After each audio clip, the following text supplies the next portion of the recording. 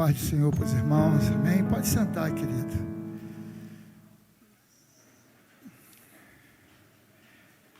Nós estamos vivendo debaixo de uma profunda emoção. Não era para eu estar aqui.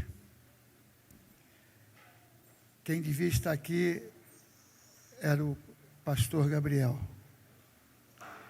Mas agora ele está com o Senhor. O que nos consola, que embora ele não esteja aqui, o Deus dele está. Ele está com Deus. Ele já entrou no descanso de Deus. E nós temos que caminhar para entrar no descanso de Deus. E eu tenho certeza que Deus vai conduzir essa igreja, como sempre conduziu. A presença dele continuará neste lugar, dando direção, orientando através do Espírito. E vocês vão ser fortes. Abra sua Bíblia no livro de Romanos. A irmã que estava ministrando aqui usou o meu texto, mas está bom. Romanos 8, capítulo 31.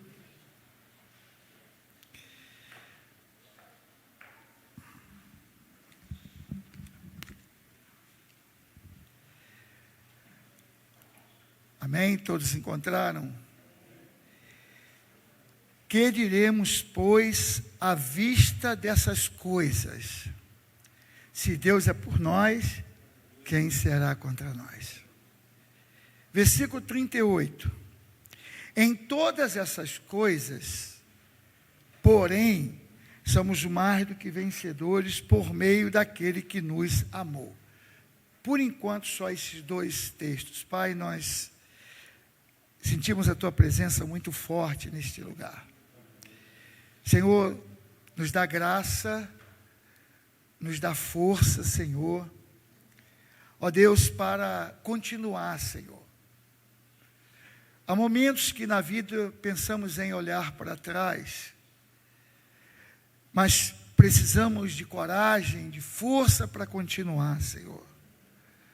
Ó Deus, em nome de Jesus, que o Senhor me dê graça para ministrar esta palavra, que o Senhor abra o entendimento de cada discípulo desta igreja, para compreender esta mensagem, Pai, porque eu tenho certeza que ela vai trazer consolo e conforto nesses dias, Pai.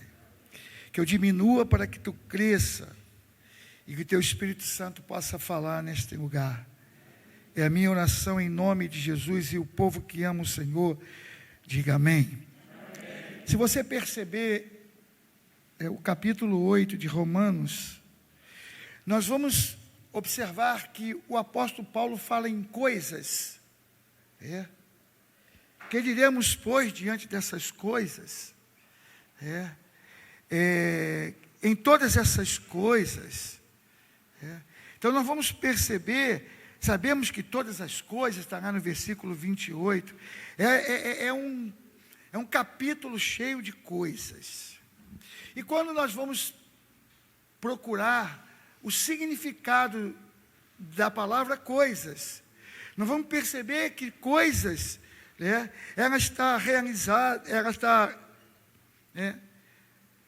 diretamente ligada a acontecimentos, a objetos, seja eles reais ou abstratos, alvo da nossa apropriação. Agora, que coisas o apóstolo Paulo está se referindo? E quando nós olhamos o texto, nós vamos observar que ele está falando de coisas que estão relacionadas no nosso dia a dia. E mais, ele está se referindo a coisas ruins que acontecem na nossa vida. Nós temos coisas boas, sim ou não? Mas também temos coisas ruins, não é verdade? Então Paulo está se referindo a exatamente Aí no versículo 30, quem nos separará do amor de Cristo? Tribulação é coisa boa ou ruim? Angústia é coisa boa ou ruim? Perseguição é coisa boa ou ruim? Fome é coisa boa ou ruim? Nudez, perigo, espada. Então, Paulo está se referindo a coisas ruins. E ele está escrevendo para uma igreja, ou não estava escrevendo para uma igreja que os membros estão comprando o carro do ano, que os membros estão trabalhando com um bom salário, que os casamentos dos membros estão tudo bem, que os filhos estão tudo bem. Não. Paulo está escrevendo para uma igreja que estava sofrendo uma perseguição, e uma perseguição terrível do Império Romano. Ele está escrevendo para a igreja que estava no coração, no centro do Império Romano, em Roma. Uma igreja que estava sendo perseguida, uma igreja que eles estavam sofrendo fisicamente, uma igreja que, por causa da sua fé em Jesus e por rejeitar se render a César como Deus, estava sofrendo na sua pele a consequência disso. Paulo está escrevendo para um povo que, por causa da sua fé em Jesus, estava sendo queimado como tochas humanas. Povo que estava sendo perseguido, que pagando com a sua própria vida nas arenas. Um povo que estava perdendo os seus bens por causa da sua fé em Jesus.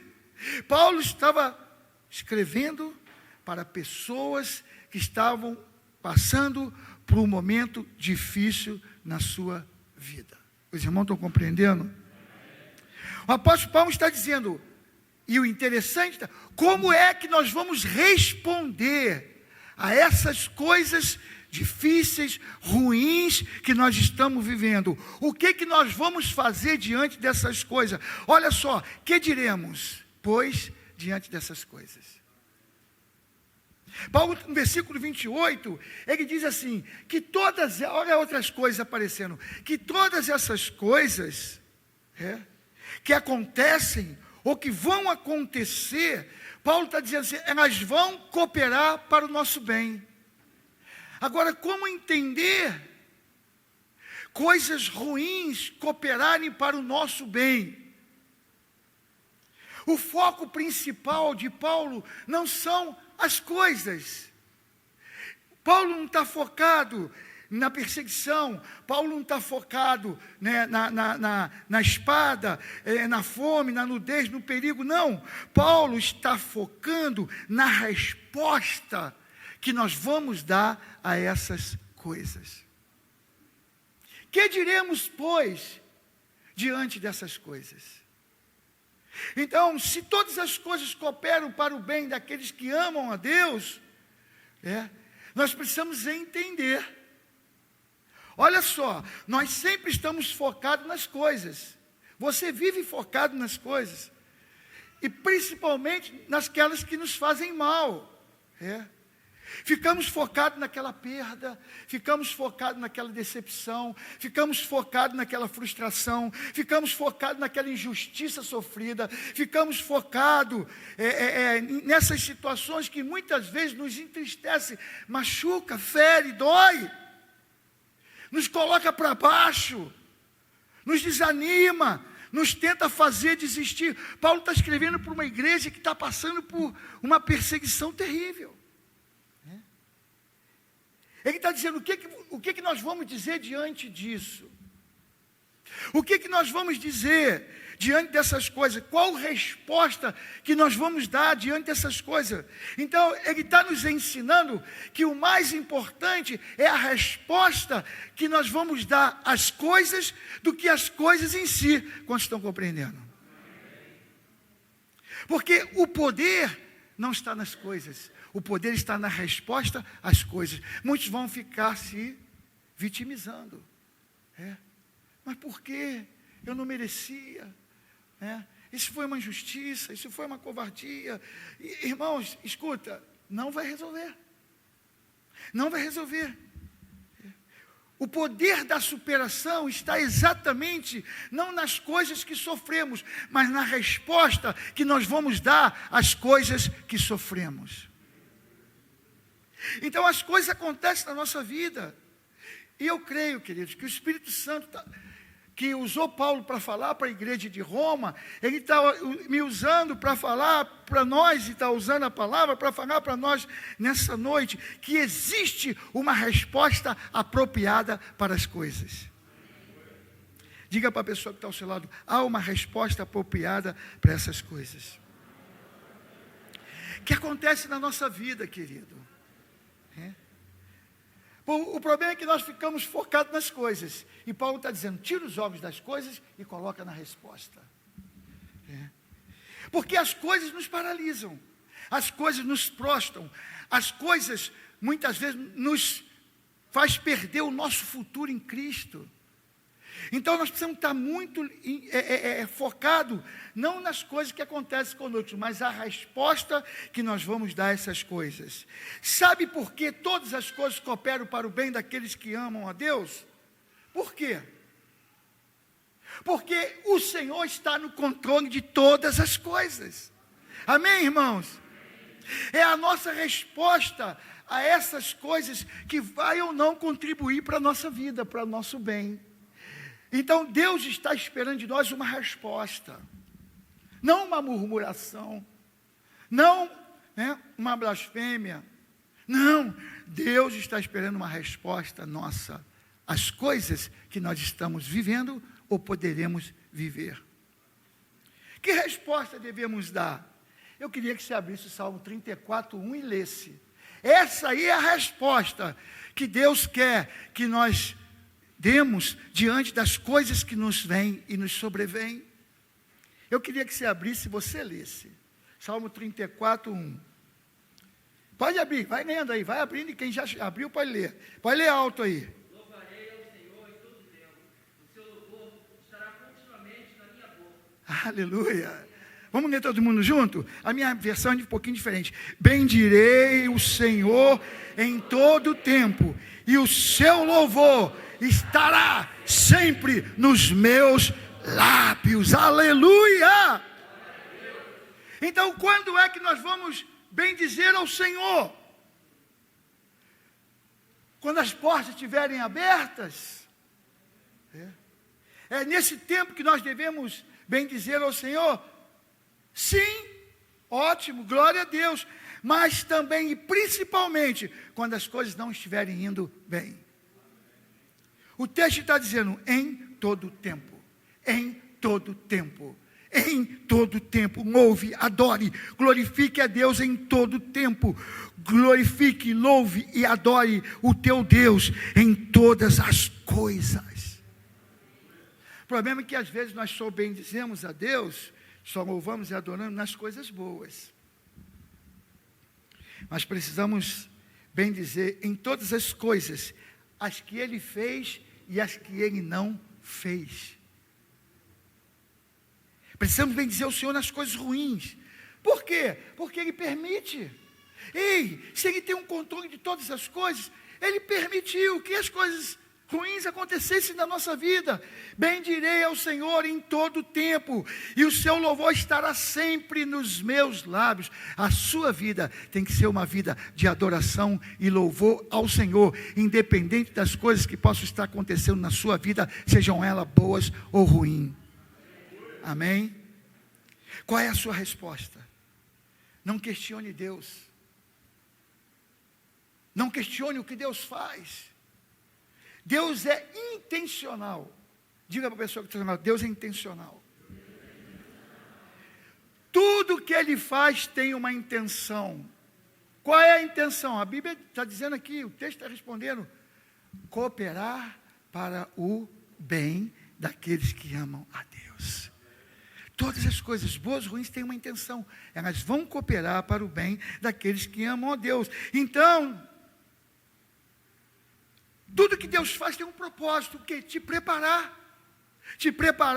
para o propósito que Ele tem na sua vida. Deus controla todas as coisas.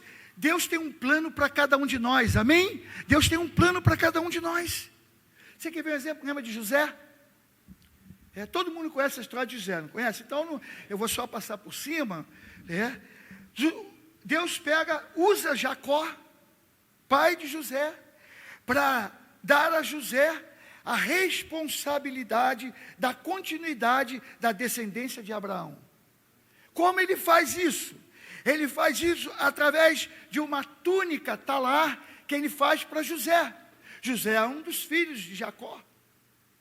Ele faz uma túnica talar e dá a José. Aquilo tinha uma representatividade do reino espiritual. Deus estava, através de Jacó, dando a José a responsabilidade de dar continuidade à descendência de Abraão. E Deus confirma essa continuidade com um sonho. E a partir de que José recebe a túnica e o sonho, coisas vão acontecer na vida de José. Deus é intencional em todas as coisas. Nada pega Deus de surpresa. Por quê? Porque é Deus que está por trás de todas as coisas, querido. Deus está por trás. Agora, tudo vai depender da resposta que nós vamos dar a essas coisas. Aí, o que aconteceu? Por causa do sonho e da túnica, José foi para onde? No poço. Você sabe a história, os irmãos ficaram com inveja dele, planejaram matá-lo, jogaram no poço, depois se arrependeram. Não se arrependeram porque eles eram bonzinhos, porque Deus não permitiu. E eles decidiram vender José, e vinha passando uma caravana de ismaelitas que estavam indo para o Egito, fazer negócio, venderam José, e José foi parar na casa de Potifar, o comandante do exército de Faraó, como escravo. E José fica ali, e de repente acontece uma situação, coisas acontecem, e José vai parar na prisão. Por que Deus permitiu José ir para o poço? Por que Deus permitiu José ir para a prisão? Ou para a casa de Potifar e depois para a prisão? Porque Deus estava querendo ensinar a José, para que José estivesse preparado para o propósito que Deus tinha para José. Aí José vai para o poço. O que o poço ensinou para José? Aprender a lidar com as suas emoções. No poço, representa inveja, representa traição, representa solidão, representa medo, representa ódio, representa perseguição. Nós precisamos conviver com essas coisas, porque elas são realidade na vida humana, no nosso dia a dia. Quem aqui já não passou por uma dessas situações? Acho que todos nós já passamos. Tem pessoas que estão com a sua vida parada, travada, paralisada por causa dessas coisas, porque não sabem lidar com as suas emoções. Mas José precisava aprender a lidar com as suas emoções, então nada melhor do que o poço. Aí ele sai do poço, vai para a casa de Potifar. Potifar o chama, o compra, coloca ele para administrar os seus bens, e ali na casa de Potifar, ele aprendeu a administrar as coisas. Ele aprendeu a lidar com as injustiças, porque a Bíblia diz que José foi um excelente administrador, a ponto de Potifar colocar tudo nas mãos dele. Olha, as minhas operações bancárias, as minhas empresas, os meus negócios, vai estar tudo nas tuas mãos. A única coisa que eu não vou te dar é minha mulher. O resto está tudo nas tuas mãos. E o que aconteceu? A mulher de Potifar, debaixo de um espírito de pombagira, quis de todas as formas levar José a pecar, e José rejeitou, e ela armou aquela cilada, e Potifar acreditou nela, e mandou José para a prisão. Agora, ele foi para a prisão, não fez nada, ele foi injustiçado. Mas a prisão, José aprendeu a lidar com o tempo de Deus, porque o tempo é de Deus, e todas as coisas dentro do tempo de Deus é perfeita. Ei, escuta, o que ele recebeu né, como paga da sua, do chamado de Deus para a vida dele? O poço. O que ele recebeu pela sua fidelidade a Potifar? A injustiça e a prisão. E ali na prisão, ele vai aprender a lidar com o tempo. Por quê? Porque você conhece a história, ele, o copeiro e o padeiro do rei, devem ter cometido alguma coisa, alguma infração, mandou prendê-los, e ele ali, José fica para cuidar deles, eles têm um sonho, José interpreta o sonho deles, e assim como José interpretou, o sonho foi realizado. O copeiro reassumiu o seu cargo, e o padeiro, decapitado. Só que José falou para o copeiro assim, quando você sair daqui, faz menção de mim a Faraó. Fala com o Faraó que eu não fiz nada, que eu estou aqui injustiçado. Poxa, intercede por mim lá. Por quê? Porque o copeiro era a pessoa mais próxima de Faraó. Porque o Faraó não tomava um copo de vinho sem o copeiro provar. Faraó não mordia uma coxa de frango antes de Faraó comer. Faraó não comia antes do copeiro experimentar. Porque se tivesse veneno, e era um sistema muito usado naquela época, envenenava-se, né, o rei para poder, né, tomar posse. Então, ele esperava, o copeiro bebeu o vinho, o copeiro comeu, não morreu, então eu posso comer. Então, ele era um homem próximo. Neemias era copeiro, sim ou não?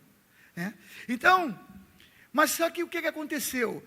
O copeiro esqueceu de José. Esqueceu. Passou-se 2 anos, esqueceu. E acontece que Faraó tem um sonho. Quando o Faraó tem um sonho, Faraó manda chamar todos os magos do Egito, sábios, e ninguém interpretava os sonhos. Faraó ficou angustiado, e o copeiro lembrou de José. José interpretou meu sonho. O rei, tem um camarada lá na prisão, é tiro e queda. Ele interpretou o meu sonho que eu tive, e o do padeiro, e assim como ele revelou, aconteceu. E mandou chamar ele. Né? Então, porque essas coisas estavam cooperando, essas coisas foram intencionais? Foram. O poço, a casa de Potifar e a prisão foram intencionais. Deus estava preparando a José para o quê? Para administrar o Egito na prosperidade e na fome. Que diremos, pois, à vista dessas coisas? O poder está na resposta. Diga para a pessoa que está ao seu lado, o poder está na resposta. A Bíblia diz que o Senhor era com José. O Senhor era com José no poço, o Senhor era com José na casa de Potifar, o Senhor era com José na prisão. Né? Então, por que o Senhor era com José? Certamente, a resposta que José estava dando a essas coisas era o quê? Bendizendo ao Senhor. Sim ou não? Você acha que José estava murmurando? Será que José estava amaldiçoando a Deus? Será que José estava se vitimizando? Não, eu acredito que José estava adorando ao Senhor. Né? Por quê? Porque a resposta de Deus, a resposta de José, as coisas que ele estava passando, foi exatamente que Deus estava com José. Ei, qual tem sido a sua resposta para as coisas que estão acontecendo com você? Eles tiraram a túnica de José, eles tiraram José do seio da família, eles tiraram José da liberdade, e essas coisas foram ruins ou para José, ou boas? Foram ruins. Mas essas coisas estavam contribuindo para o propósito que Deus tinha na vida de José. Contribuiu para que o propósito da vida de José se realizasse. José respondeu essas coisas de que forma? Bendizendo, adorando, louvando o Senhor.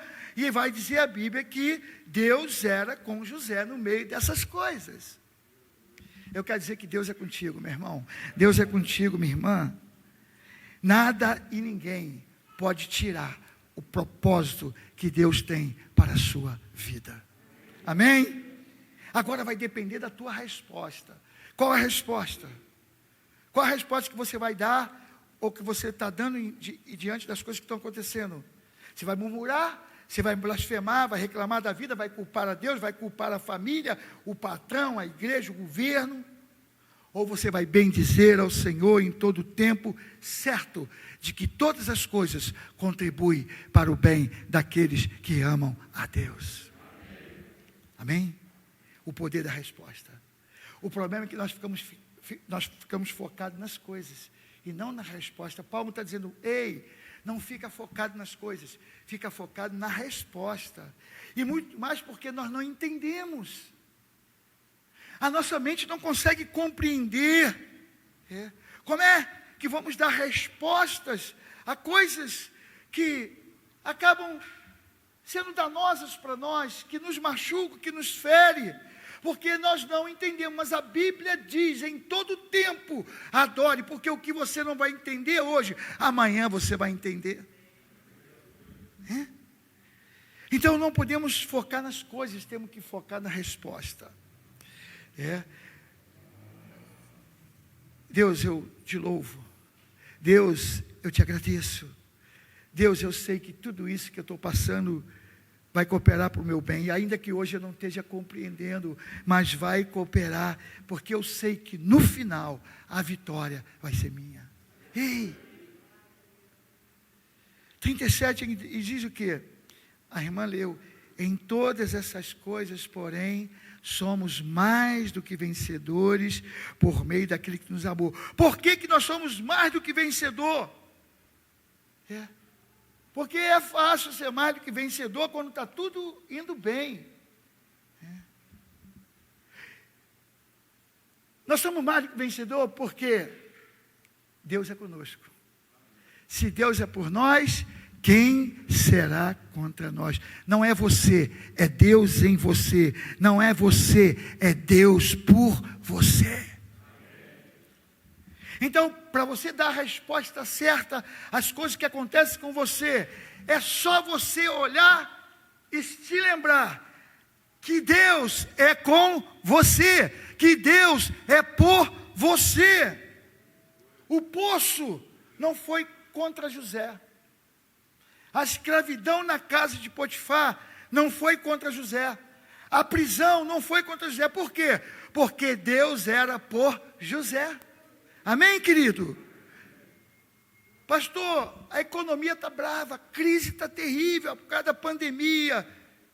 Deixa eu te falar uma coisa: Deus é por você. Meu chefe está contra mim, se levantou contra mim, está fazendo tudo para me prejudicar. Ei, Deus é com você. Minha família é contra mim, pastor, não sei porquê, não importa, Deus é por você. Então, se Deus é por você, quem será contra você? Eu vou repetir: se Deus é por você, quem será contra você? Se Deus é por você, quem será contra você? Se Deus é por você, quem será contra você? Amém, aleluia, glória a Deus. Então, queridos, preste atenção. Diga pelo menos para 5 pessoas, dá o nome dela: Deus é por você. Fala isso, fala isso. Fala para 5 pessoas que estiver perto de você: Deus é por você, querido.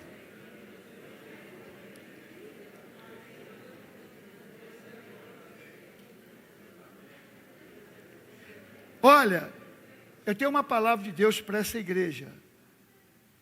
Eu tenho uma palavra de Deus para cada discípulo dessa igreja. Eu tenho uma palavra de Deus para a pastora Márcia e a família dela. As coisas não podem parar. As coisas vieram para preparar vocês para algo muito maior que Deus quer fazer. A passagem do pastor Gabriel para a eternidade não vai parar esta igreja. Amém, querido? Não vai parar. Esta igreja vai continuar sob a batuta, o cajado que o Senhor entregou nas mãos da pastora Márcia. O pastor Gabriel passou para a eternidade, mas Jesus continua aqui. Jesus continua neste altar. Jesus continua sendo o Senhor desta igreja. Amém? Então, a igreja não vai acabar. Jesus veio ao mundo, separou 12, preparou-os e foi. Os apóstolos deram continuidade ao ministério e todos eles se foram. E os pais da igreja deram continuidade ao ministério e a igreja não parou. Por quê? Porque embora os seus líderes passem, ele não passa, ele continua sendo o mesmo hoje, ontem, hoje e será eternamente. A igreja é do Senhor Jesus e ele está aqui. Amém, querido? Então essa igreja vai continuar. Por quê? Porque todas as coisas cooperam para o bem daqueles que amam a Deus. As coisas não podem contra você, porque Deus é por você. Você é mais do que vencedor. Amém? Fica de pé. Aleluia. Nada e ninguém pode tirar o propósito de Deus para a sua vida, mas vai depender da sua resposta. Qual vai ser a sua resposta diante das coisas que estão acontecendo ou que vão acontecer? Você vai murmurar, reclamar, blasfemar, culpar a Deus? Ou você vai dizer assim: me ajuda aí, eu não sou cantor não, mas eu quero cantar um louvor. Eu sei que sempre estás comigo, Senhor. Também sei que nada acontece sem a tua vontade, mas preciso aprender a confiar em ti. Mas preciso aprender a descansar em ti. Tu és meu Senhor.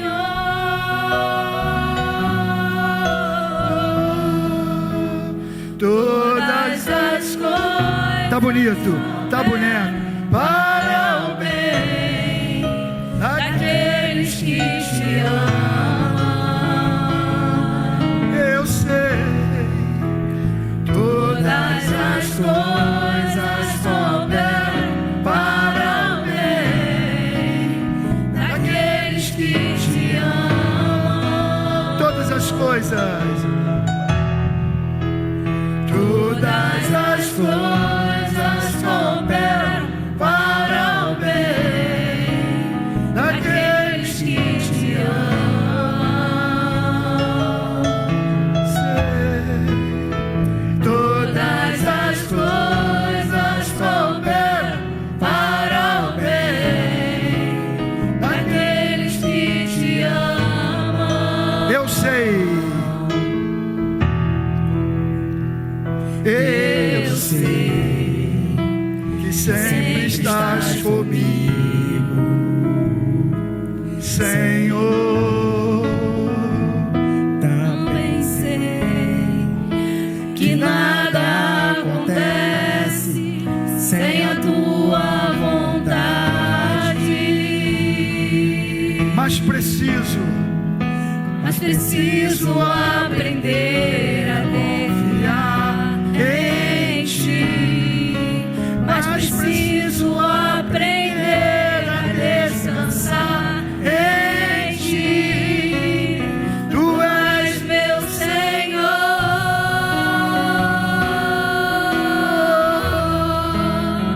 todas as coisas cooperam para o bem daqueles que te amam. Eu sei. Todas as coisas cooperam para o bem daqueles que te amam. Todas as coisas. Todas as coisas cooperam para o bem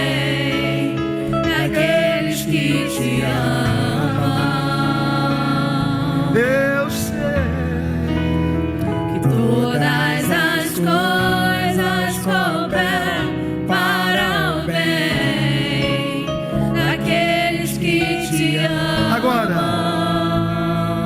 tudo entregarei,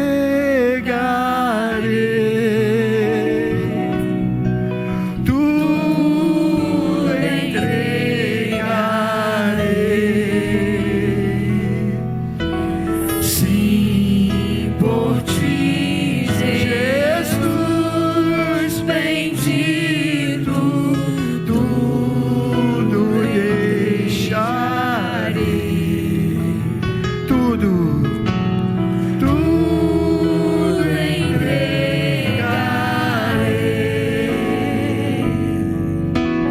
Tudo entregarei. te entregamos tudo, Senhor.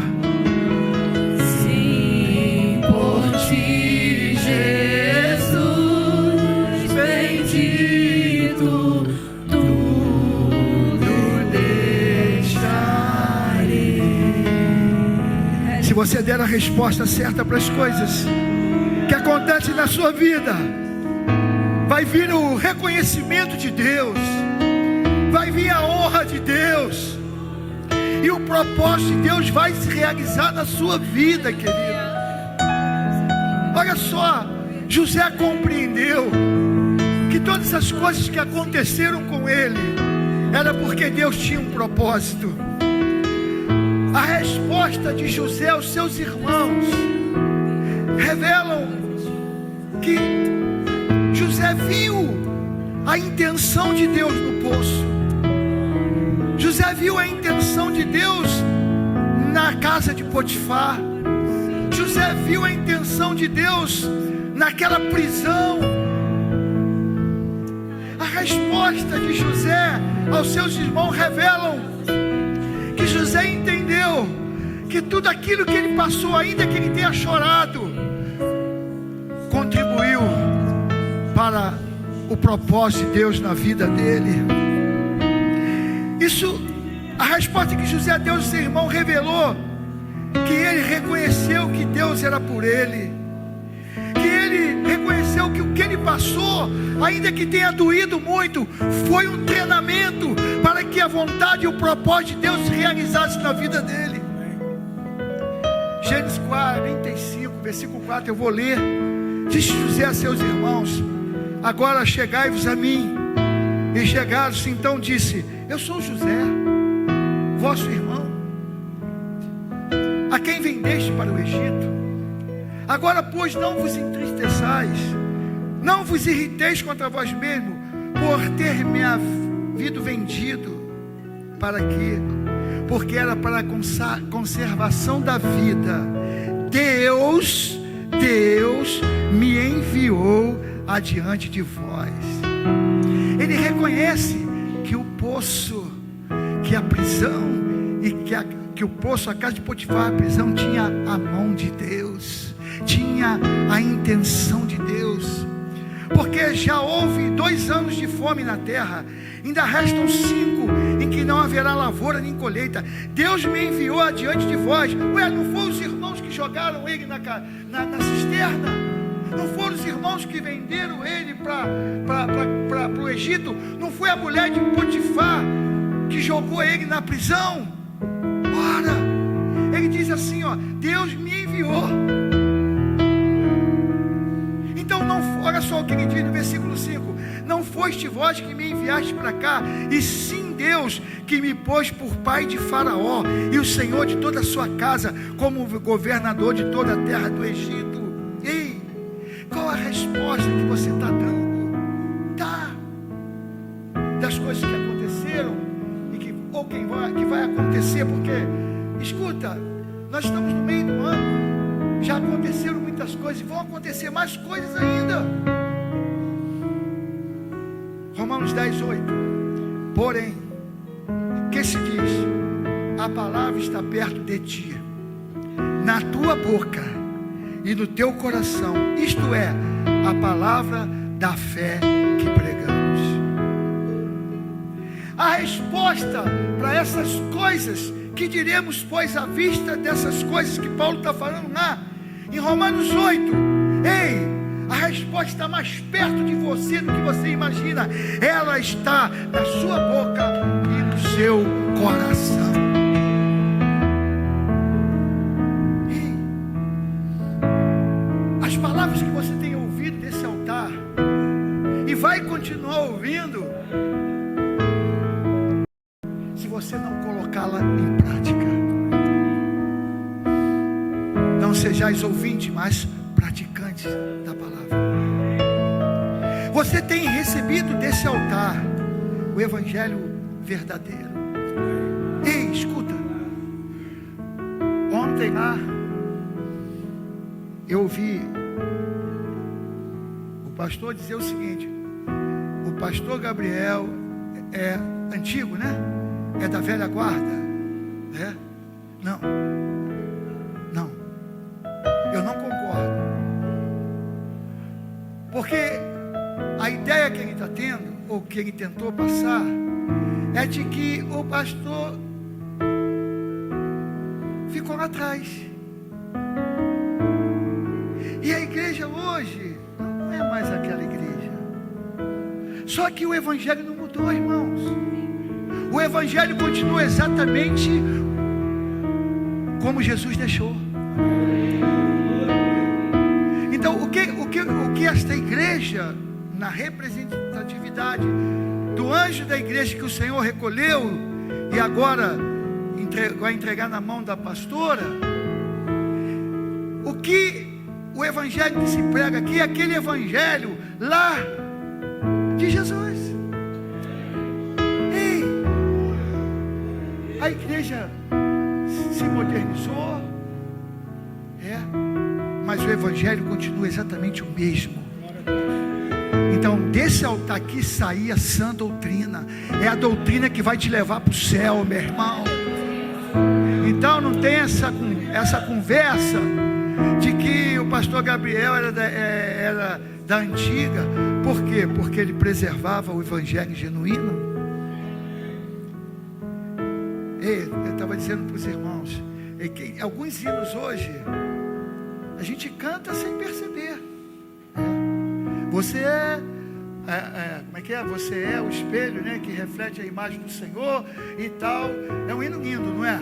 Aí ele diz assim: o pecado que está, né, não apaga a marca de Jesus que está em você. Quem falou isso?